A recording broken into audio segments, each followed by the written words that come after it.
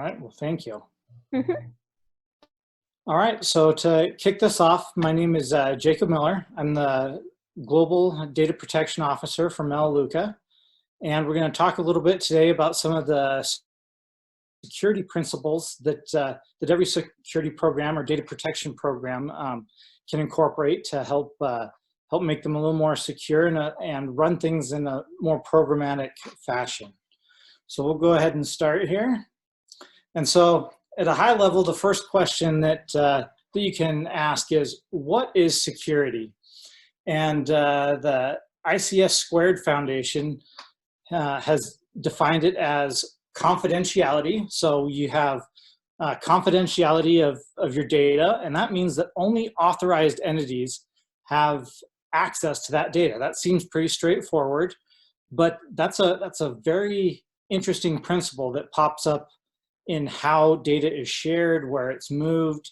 You know, you look at some of the privacy legislation that's out there today, and you may authorize a company like Facebook to have some of your data, but is that data confidential, or do they, sell it to somebody else?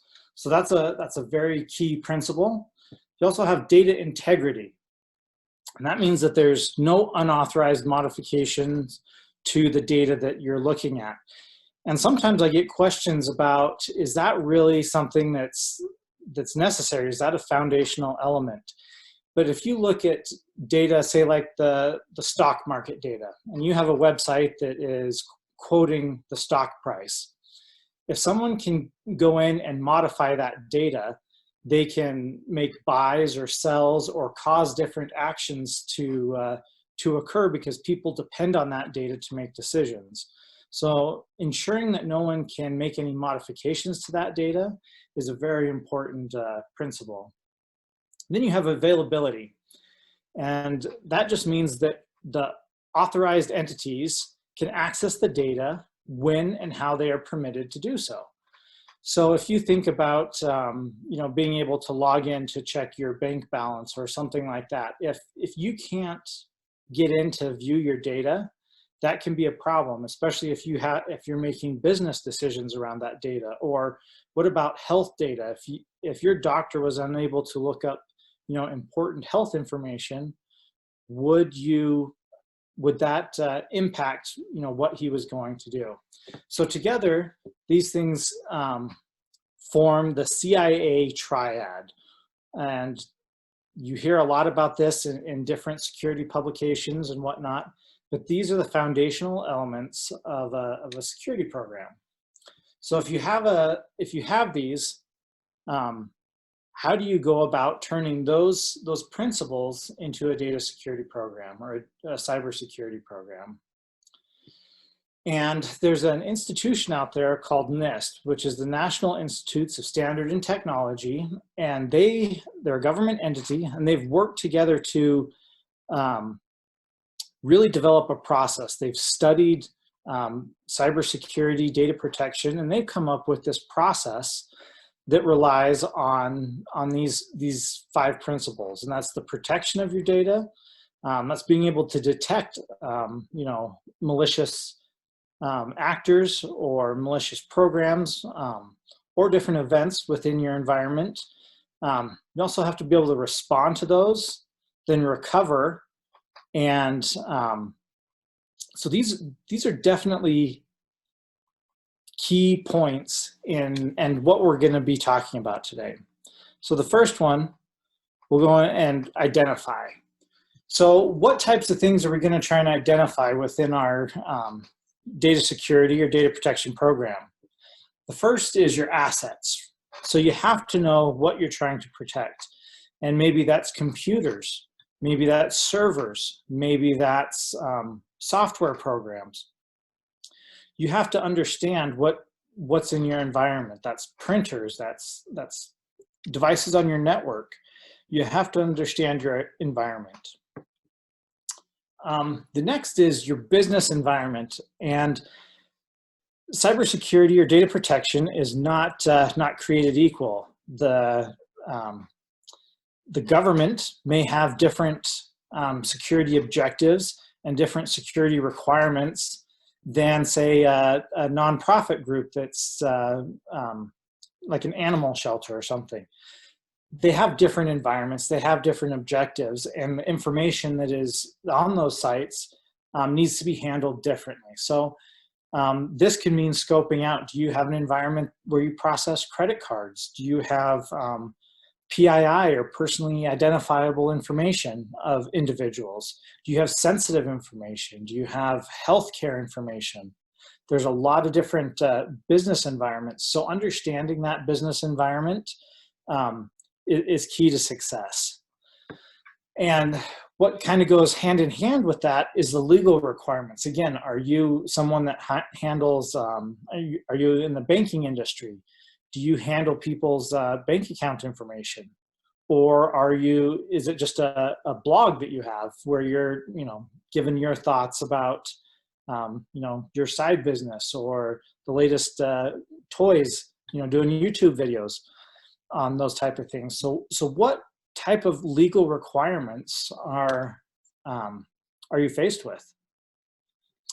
And then this one is this one's more cybersecurity related in that most people identify with this, but vulnerabilities.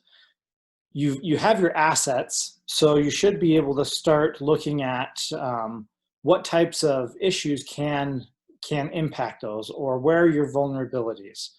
And a lot of times when you look at vulnerabilities, if we go back to that CIA triangle, it's not just, or triad, I should say, it's not just a piece of vulnerable software, but if we look at availability, where are you in the business chain? Does your service support somebody else, or do users rely on your service directly? And so, because you could have a vulnerability by just having one internet connection, does that go down? If it goes down, how will you serve up your web page? Are you hosting your own web page? That sort of thing. So you got to look at your vulnerabilities within the environment. The next stage is to protect. And I think this is where it really starts getting fun for me, because you start looking at some of the technical controls. And I love the technical side. I love to go in and figure stuff out. And one of the key items that you need to look at is identity and access management. And that's, kind of a fancy way of saying, passwords, authentication. If you think about something that you're trying to protect online, usually the first thing that you think about is, well, I've got to enter a username and password. So start identifying systems that need to be protected in this manner. And then there's many different technologies. There's many different methodologies of securing that data. We start talking about things like multi-factor authentication. So if someone gets your password, they have to have something else, like a phone token or access to an email account or some other method so that they can gain access to that data. The next area that you want to start looking at protecting is your borders. And so this is a very traditional look at things like your firewalls. How do you have those set up? What do you allow into your environment? Do you allow everything in, or do you have it locked down so that only a certain number of ports and protocols are allowed in and out? And there's a lot that goes into that, because being exposed on the internet can go poorly really quickly, because there's many different bots, there's many different groups out there that are just scanning the internet. And as soon as they find something with an IP address, they will start looking to see what ports are open, what services are running, and if maybe there's a known vulnerability, or maybe there's no authentication on a remote desktop port. So you got to look at your borders and kind of secure that. A lot of times, especially nowadays, and we're working for home, that border of where your network begins and where the wild, unsafe internet is getting blurred a lot. And so looking at how you can set up that border and how you can protect it. And then you have your internal network. So again, this is things like IDS systems, or looking at traffic patterns, deep packet inspection. There's a lot of different technologies that can look at your network and help secure it. This could also be as simple as creating different zones within your internal network. So creating that DMZ, creating that server network that has limited access, or your general user network. If you can segment your network and then place controls to monitor the traffic between those individual sections, it does a lot to hamper and hinder an attack, but it also gives you great visibility because, if you're being attacked, 99.99999% of the time, you'll be able to see that over the network. Then you have your endpoint. So this is where we're going to look at things like your mobile device, your tablet, your server, your desktop. And you can install anti-malware programs on these devices so that you can start to control what's happening on those devices. You can implement software whitelisting so that only certain programs are allowed to run. You can harden the image in the software where only specific things can happen. An extreme example of this is like a kiosk sitting in an airport or a mall or the lobby of a company. Most of the time that has access to their network. And so you can do two things. One, you can put it on its own network segment so that it can't talk to anybody else. But then you may want to lock down that machine so that they can't open the internet, or they can't do X, Y, or Z. Locking down the endpoints and having antivirus, anti-malware type detection methods is key. And then you can look at your data. So are you encrypting your data? Is it in clear text? What is it that you're doing with that data? Is it accessed all the time? Again, and encryption solves a lot of that, but you got to watch your encryption keys. And then one thing that people sometimes don't think of is training. An entity or a company's users are its first line of defense. They can see an email. They will click on something. Or they won't click on something. They can report something. So training individuals on what it is that they need to look out for and how to do their jobs in a safe and secure manner is a very key element. Then, of course, you have your maintenance. And so it's great to do all these things, but you have to keep doing them. You have to continually look at your borders, your network, your endpoint, your data. You have to continually evaluate technologies that are coming out. Is the same strategy to protect your data today? Was that the same as 10 years ago? I can tell you that it was not. It's a very fast-paced and evolving environment. So making sure that you're going back and addressing those things is key. This is also one of my favorite parts, is the detection phase. And when you're detecting, you want to be able to detect events. And these may be good events, they may be malicious events, but you have to be able to detect events. Maybe that's login attempts, whether they were successful or whether they were failed. Maybe it's just network connections. Is this device reaching out and connecting to the internet? And there's a lot of different technologies that can go into helping to detect those type of events. You have a lot of technologies at your firewall, your IDS inside your network. You have logs. Most devices these days now do logs, and you can get those into log management systems so that they're easily searched. There's just a lot of events out there. You know, it's changed a little bit in the last year, but about a year ago, I was looking at some of the stuff with Melaleuca, and we were generating the equivalent of the Library of Congress every 3 weeks in different events, because there's lots of different things that happen. There's lots of people that connect to our website. We have thousands and thousands of machines all over the world that are connecting to servers or endpoints. And so there's a lot of events there, and you have to be able to monitor them so that you can detect anomalies.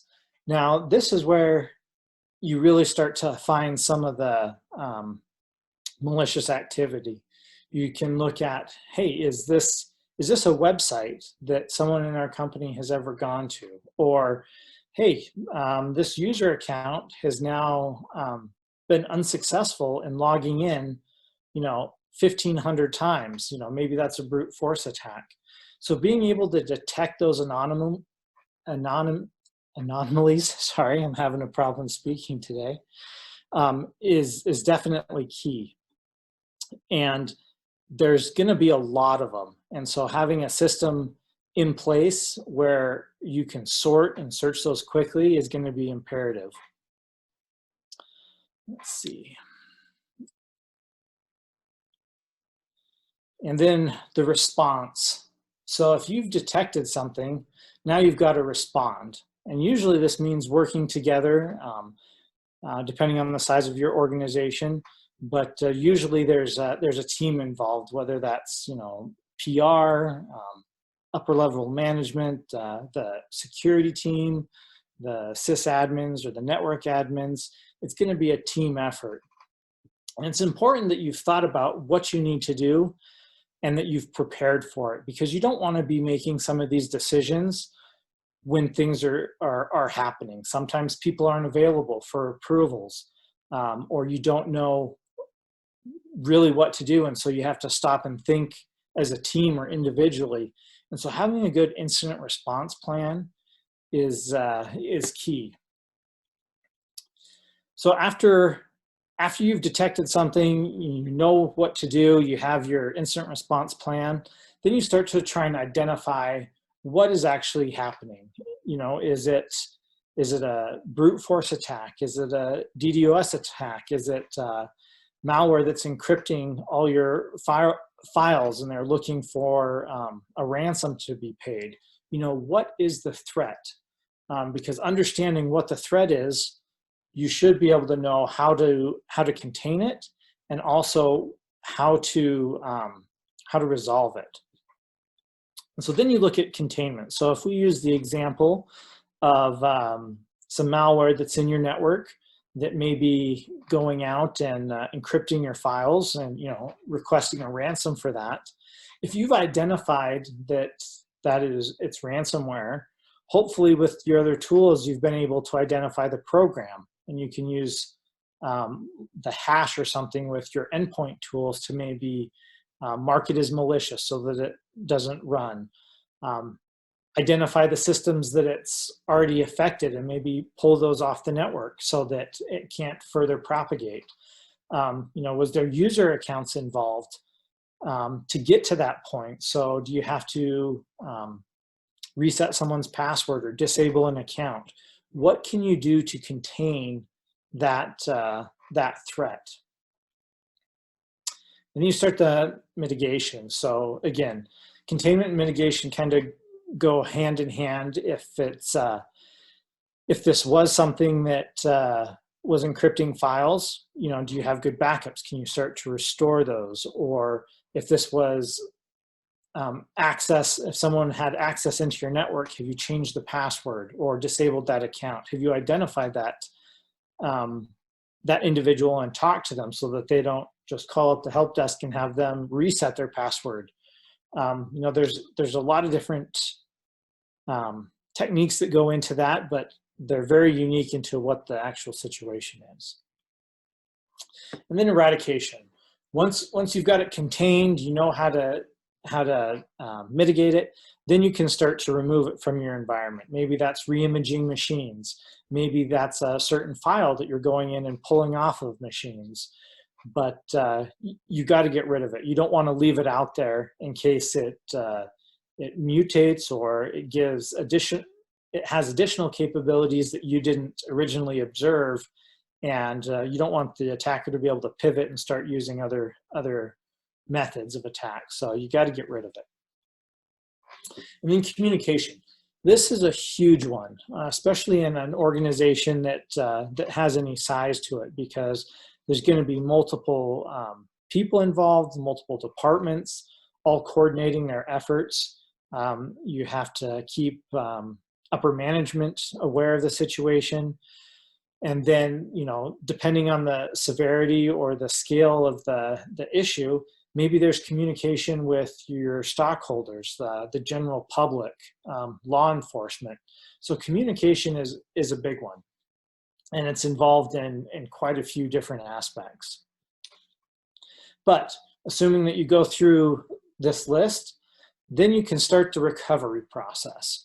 So if you're looking at recovery, again, communication is going to be a huge portion of this, because you need to be able to articulate what happened, why did it happen, provide, maybe it's a very technical reason or a technical exploit that took place.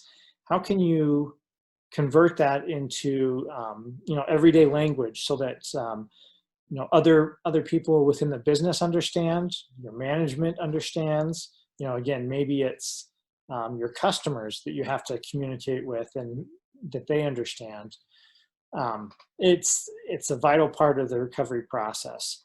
And then lessons learned. And the reason for that is because things are always evolving. And every time you run through a situation, you might realize that, hey, I didn't have somebody's phone number, or it took me a really long time to find out what was actually going on with that piece of malware. So maybe we need more training, maybe we need different tools.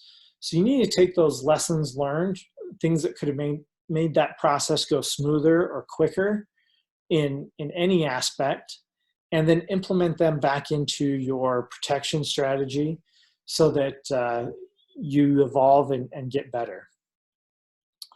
And again, some of those recovery items might lead to technical controls. Was a firewall port open? Was some data not encrypted?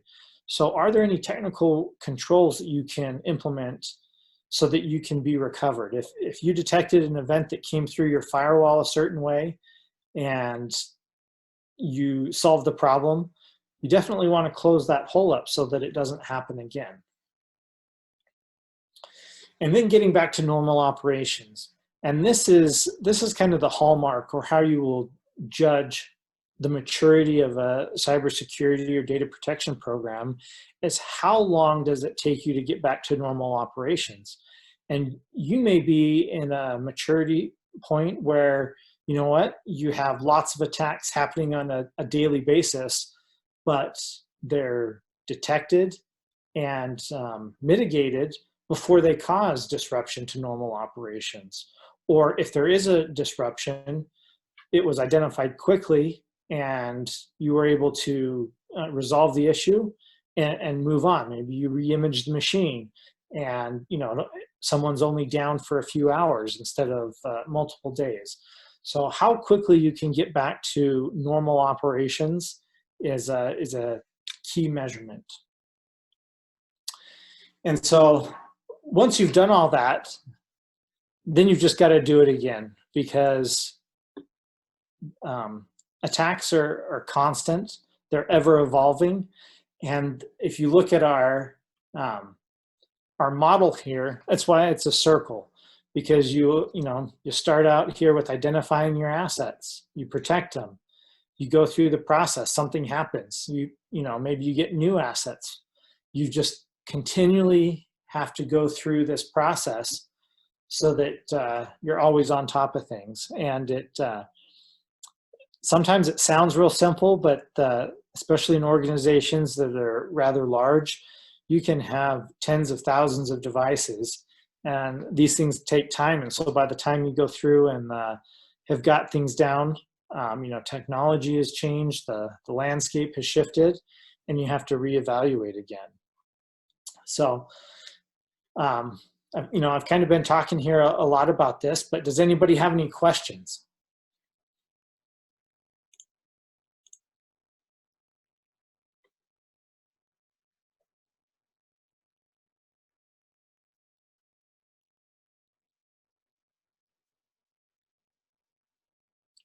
Are there any questions?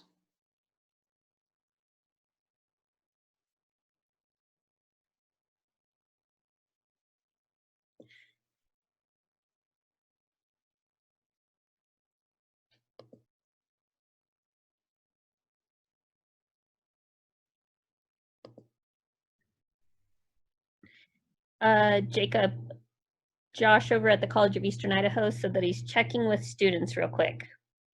Okay.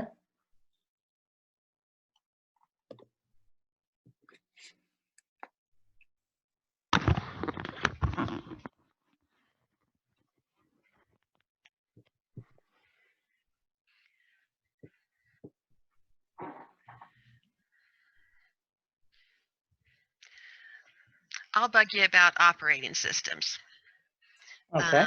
which is more, of course, on the end point of your thing versus the network, because I'm more comfortable with the computers in front of me. It used to be that Macintosh was a little harder to break into because there weren't so many of them, and people really didn't go after them as much. But I'm assuming that has changed a lot over the past decade.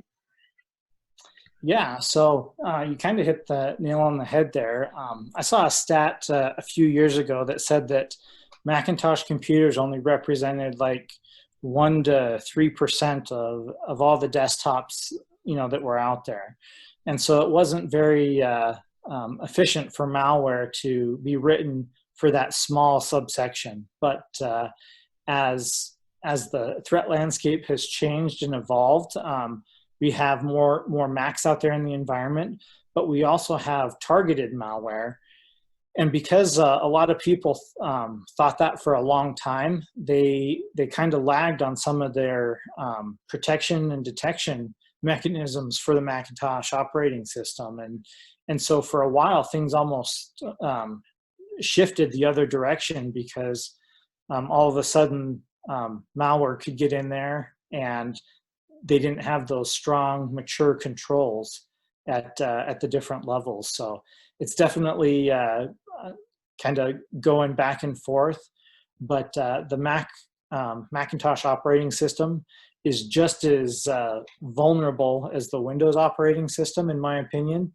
It's just there's less people looking and less people writing malware for it. But there are quite a few pieces of malware out there in this day and age. So you need to be prepared and have some of those protection mechanisms in place. Thanks.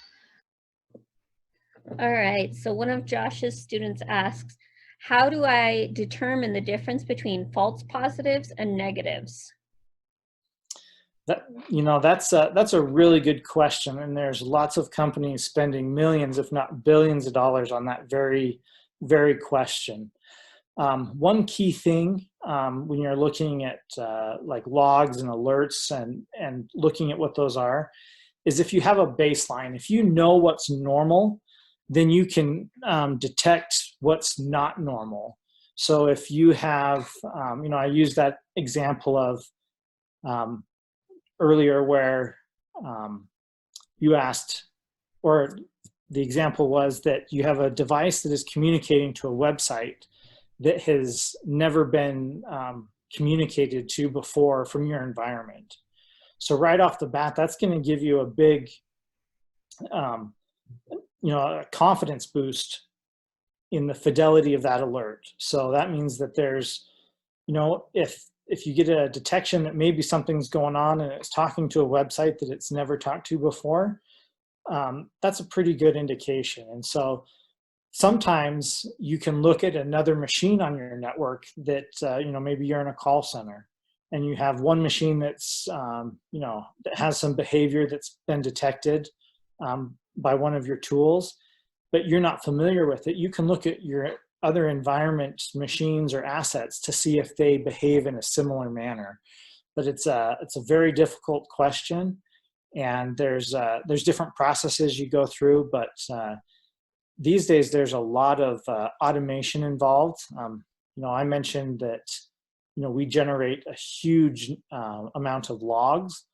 One person can't go through and look at that, so relying on technical means to sort those and find things that are either known bad or that are different from your baseline of good behavior is a great step in solving that problem.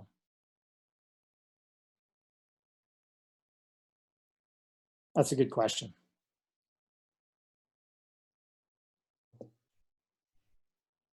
Okay, it doesn't look like we have any other tech questions in the chat. So if anybody else would like to ask a question.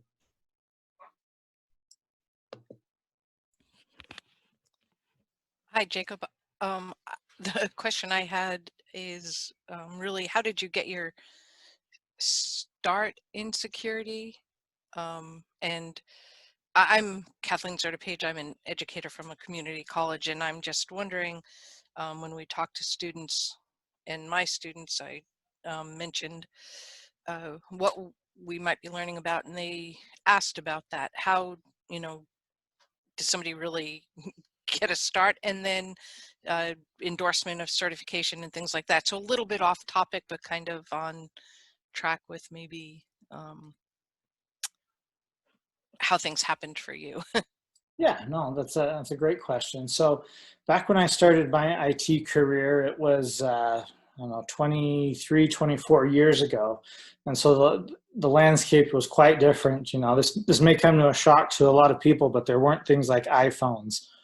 Everything didn't have a website. And so I actually got my start in kind of a help desk function where I was working for a school district. I was, building computers for their labs. I was working on them when they were, misbehaving and having problems. And that escalated into some experience with some of the network pieces as well. And then the server side of things a little bit. And then it kind of evolved into security and where we're at today. And one thing that I really liked about that was that when you work in some of those different systems, maybe it's the desktops, maybe it's the network, maybe it's servers, or even printers. When you start understanding how those systems work, you have a good foundation to understand how those technologies or how those assets can be manipulated, or how to protect those. Cybersecurity isn't necessarily a magical or mystical skill. It's just understanding what the process is so that you can put protections in place or processes in place so that certain things can't happen, or you can, when something is happening, the flow of information, or the flow of the process, so you know where to look for malicious behavior or anomalies or different things like that. So if I was starting out today, there's lots of programs out there where you can start to have a focus right in cybersecurity right away. But I would urge everyone to try and understand some of those technologies. If you look at the different technologies that are in an enterprise today, you have web encoding skills. You have, the hardware, desktop type stuff. You have network stuff. You have databases. You have cloud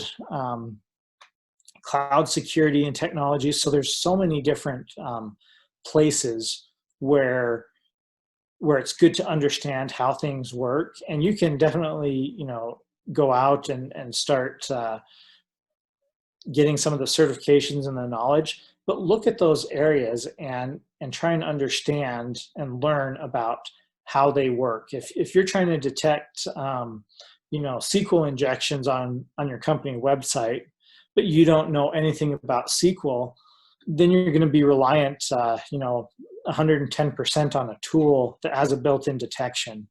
So if you can ask the question why or how and try and follow that to the root, you'll be better off in the long run. And then when you talk about different certifications, there's a lot of good ones out there. And at a high level, you have things like a Security Plus that starts getting you introduced to some of the concepts. That's a pretty universal one. And then you can start looking at technology specific type areas like network security. There's Network Plus, or there's like your CCNA or the Cisco suite of certifications that deal with security. There's database security certifications. There's coding and web framework certifications. So it all comes down to maybe choosing an area of focus and trying to look at what is the job that you want, and looking at some of those certifications. Some of the higher level ones are like the CISSP.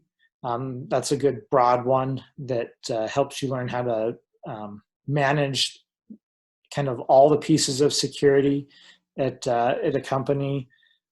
Usually those take a little bit more experience to get, and I think they have some requirements on those, but there's no bad certifications, even if it's just a certification that doesn't include the word security, a database certification. Learning how databases work will inherently give you knowledge on how to protect those items. That's a great question. Thank you.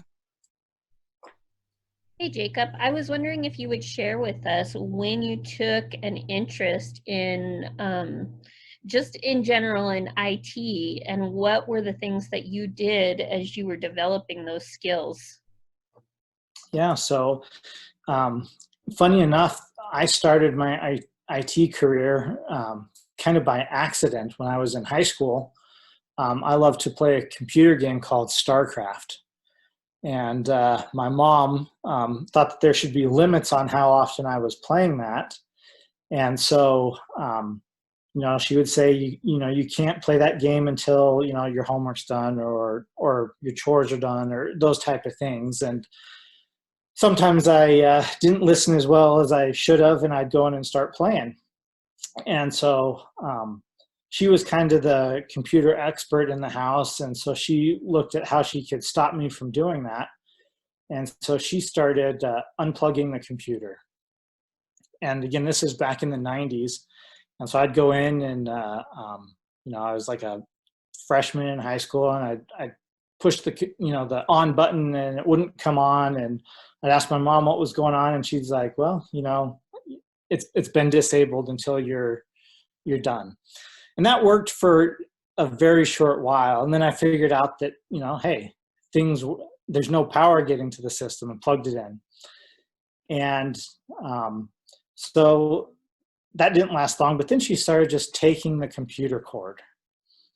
And at this point, it started to become a little bit of a game for me.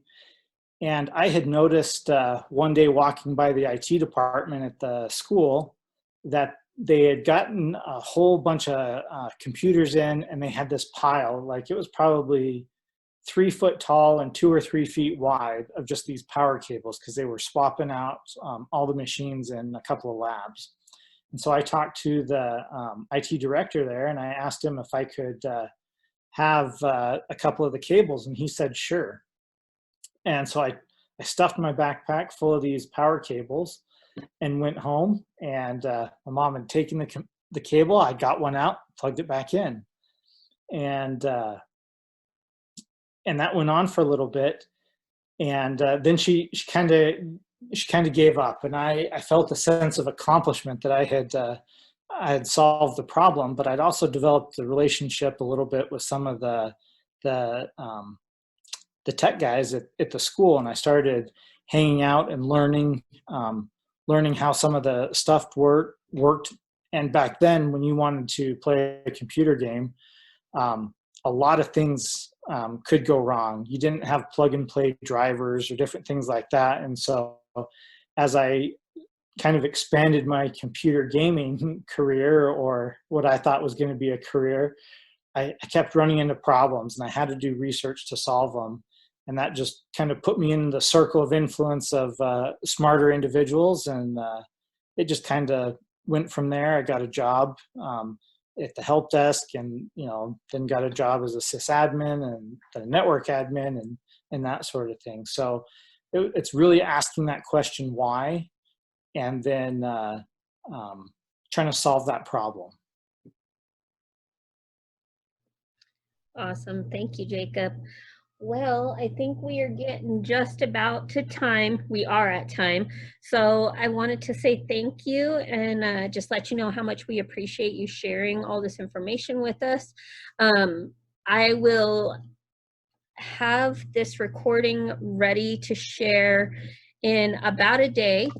So please feel free to share that out to other schools, other teachers, other students.